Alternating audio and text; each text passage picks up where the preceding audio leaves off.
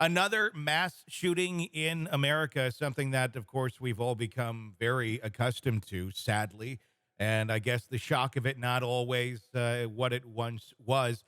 What's most frustrating to me on this latest one out of Maine is that there were so many warning signs. And I guess we see them quite often, but a man who was literally put into a mental health facility for 2 weeks over the summer had complained of hearing voices, made terroristic threats to a National Guard base of blowing it up. And yet he got out and he got his guns and he went around town. Joining me to discuss, Jennifer Coffindaffer, retired FBI special agent. Jennifer, where do we even begin on this one? Hi, Tony. Well, this one is so disconcerting. Certainly, there were signs. The FBI has a special name for those, right? They call them pre-attack indicators, things that family and friends can look for. And you just reeled off about four of them, followed by purchasing firearms or attempting to get to their firearms. And then displaying other acts of aggression using alcohol or drugs. Anyway, you combine that all together, and we don't know if he did the other portions, but certainly those indicators were there, and he went off the rails. And this is a guy who's tactically trained. He walked into there. I mean, on that film, Tony, he's at the low ready. He's holding his gun perfectly. His stride looks exactly, we call it the Groucho walk. I looked at this guy and I'm like, oh my gosh, is this military or former SWAT? hmm He knew what he was doing. He walked in there and I'm assuming accomplished his disgusting goal. When you have something like this, I mean, now we're going to enter the phase here of, oh, what do we do to stop this? And everybody's going to say something and this or that. And I'm so sick of the see something, say something, obviously, in an active investigation in something like this. You need that. But at the same point, people have been seeing something and saying something, so much to the point where, yes, he was institutionalized for 2 weeks and then got back, got his guns, and was able to do all of this. Are we missing the oversight part in this, where once you're released from the facility after you made horrible threats, that maybe someone should go make sure you don't have weapons on you? Well, I think legally there's a lot of issues. First of all, was he a voluntary commit? That's probably most likely the case that he was talked into being committed and he was committed and then he, was let out once he was either medicated or, staff said he was okay. So there's a lot of issues then with going in and taking someone's guns legally unless they get a judge and get a court order that says he should not be able to have them. I looked up Maine's laws hmm and they're actually pretty strong. Really? Yeah, they're middle of the road. They're certainly, it's not like we're talking about Arizona or Utah or Kansas here. These are pretty, or Texas or Florida, I'll add those two in also. These are pretty fairly strict laws.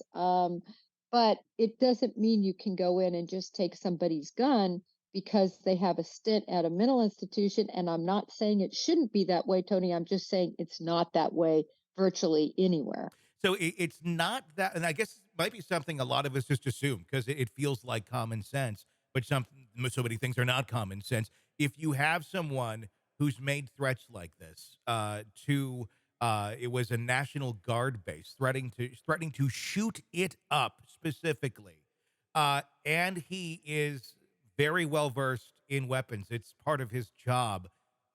Why wouldn't there be a step in to legally take those weapons away after you've made a threat like that? Is that not grounds to be able to do such a thing? Or does the law still protect someone, even if they make horrible threats like this? Maybe never carry them out till later.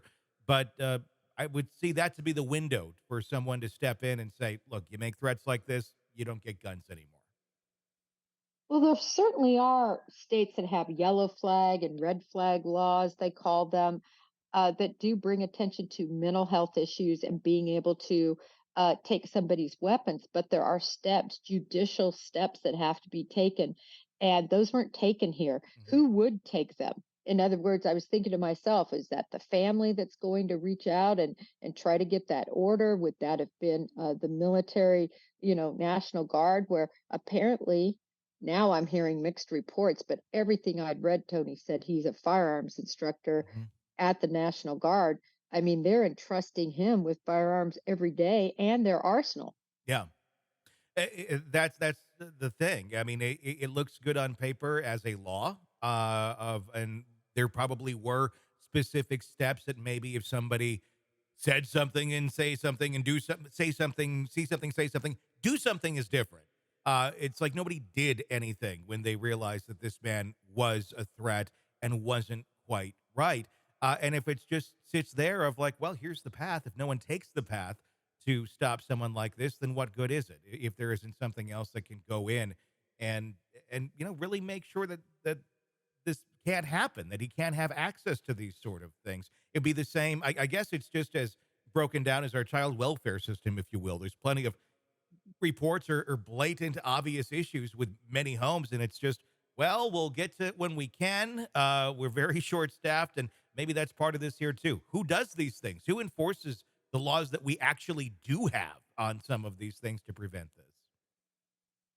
You're right, Tony, and I think we're going to see some changes. I really do. It's just getting to be every. In fact, I was just researching more on this particular case before we got on the line here together, and I saw there was another shooting possibly in Washington D.C. and they had three schools on lockdown. Now, Tony, I haven't, further looked into that Mhm. literally than you and I got online with each other, but I thought, oh my gosh, it's getting to where every week, sometimes every day, in certain stints, there's a lockdown, there's a threat of a shooting, there is a shooting. It's gotten out of control. Without a doubt, I'm just trying to take a look here at like numbers right now for the amount of mass shootings this year. From what I'm understanding, the Independent reported this Maine one marks America's 565th of the year, so more than one a day now. And if you're Mm. right, maybe we're already on to 66 or 67. And I'm sure we probably are, considering how fast that these numbers rise up, and yet we still have no answers on what to do to stop these people. I don't know. I don't profess to have them either, but it just seems like this one really it kind of takes the cake of here's all the examples, here's your warning signs. Why did we not do anything? I think it comes down to really family, friends, and associates. Hmm. They're going to have to be the ones that step up because they're the only ones with the inside microscope on what's going on with the individuals they're around every day. Yeah.